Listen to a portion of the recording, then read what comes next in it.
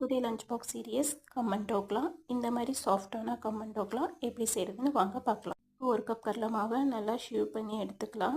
எந்த கப்பில் கடலை மாவு எடுக்கிறோமோ அதே கப்பில் ஆஃப் கப் தயிர், ஆஃப் கப் வாட்டரும் சேர்த்து நல்லா பீட் பண்ணி பட்டர் மில்க் ரெடி பண்ணி வச்சுக்கலாம்.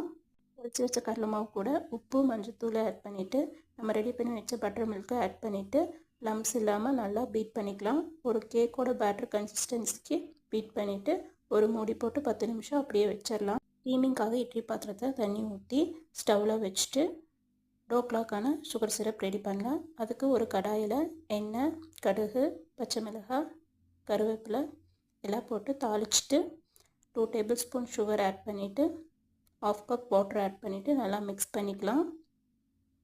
நெக்ஸ்ட்டு லெமன் ஜூஸ் ஆட் பண்ணிவிட்டு ஒரு கொதி வந்ததும் ஸ்டவ் ஆஃப் பண்ணிடலாம். சுகர் சிரப் ரெடி ஆயிரும். இப்போ நம்ம ரெடி பண்ணி வச்சுருந்த பேட்டரில் ஈனோ ஆட் பண்ணிவிட்டு நல்லா விஸ்க் பண்ணி எடுத்துகிட்டு ஒரு டின்னில் ஆயில் க்ரீஸ் பண்ணிவிட்டு பேட்டரில் டின்னுக்கு சேஞ்ச் பண்ணிக்கலாம். இந்த பேட்டரை இட்லி பாத்திரத்தில் வச்சு மூடி போட்டு ஒரு 20 மினிட்ஸ் லோ ஃப்ளேமில் ஸ்டீம் பண்ணி எடுத்துக்கலாம்.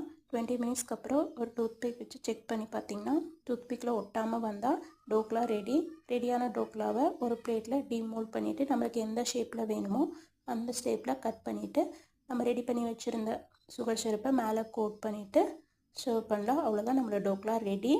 சாஃப்டான protein rich probiotic easy and healthy breakfast ready. இந்த மாதிரி